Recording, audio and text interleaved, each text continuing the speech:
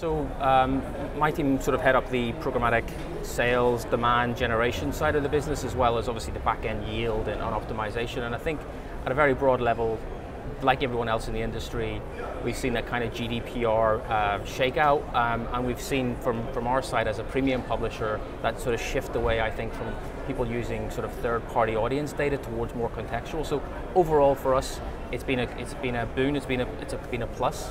GDPR for our programmatic revenues.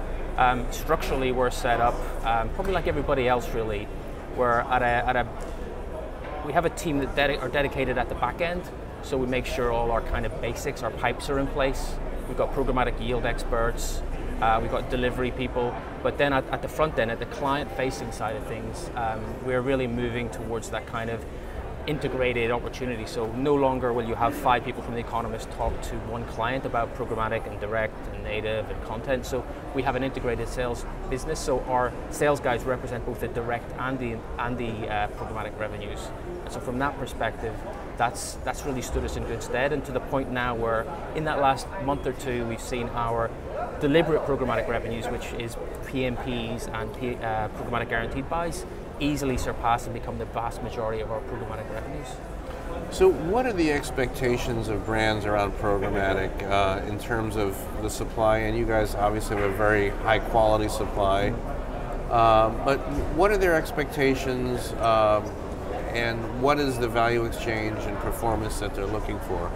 I think, as I said, more and more, I think they're really looking to make sure that their message resonates with that in that right environment with the right audience if possible. And if context is a proxy for audience, then that's kind of what we're seeing more and more.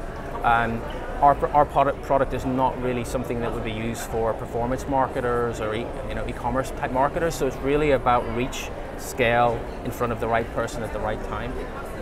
I mean, it's interesting to see the sort of fear factor that was there in the market pre-GDPR and what it looks like now. And to a degree, I think a lot of that kind of hype and fear has not necessarily come to pass, certainly for the sort of mid to sort of premium publisher marketplace. I'm not sure how that kind of works for the long tail. Now that they're starting to get some sort of regulation and agreement in terms of frameworks, consent, we see it, but we're back to normal really. We're back to the sort of how we operated in the past is pretty much how we operate now. I think there's a big opportunity for us around audio. I think that's the sort of next area that's set for big growth in programmatic. We we publish something like 11 or 12 podcasts every single week. We're about to effectively almost double that in next month. And for us, the big opportunity for growth is as the market shifts from downloading podcasts to we're seeing biggest growth in streaming. The opportunity for audio to be sold programmatically is huge. So I see that as one area, especially as you start to see these at-home devices and new ad formats like 5-second audio. So I think that's a big area. And then sort of, I guess, playing on that to a degree, another opportunity for publishers like the Economist who have really strong content is how we seed that content and how we distribute that content. So I think there's a big growth area around things like Snapchat Stories, Facebook Watch, where we can monetize our programmatic content that is on third-party partnerships or third-party platforms.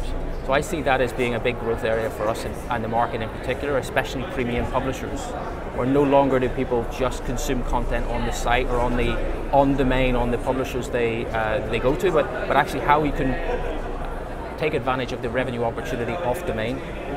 How do you see sort of programmatic and the attitude of brands around advertising in a news environment? Sure, that's a good question. I think actually we are a newspaper, the Economist newspaper, so our view on it is that we give an opinion on the news versus not necessarily reporting on the news.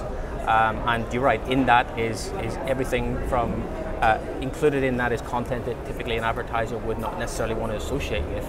But more and more we see brands who, when you talk to them about why they are interested in these types of stories, it's because they don't want to be associated with sensationalism or the wrong type of content. But when it's an opinion on the news, then we see a lot less advertisers who want to block their advertising campaigns against that, what would typically be blacklisted content.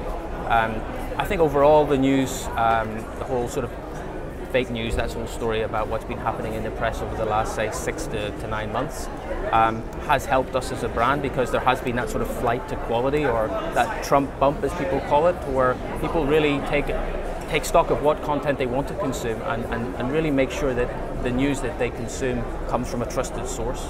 So that's really helped us, I think, as a brand, and helped underline what we do as a publisher, as a newspaper.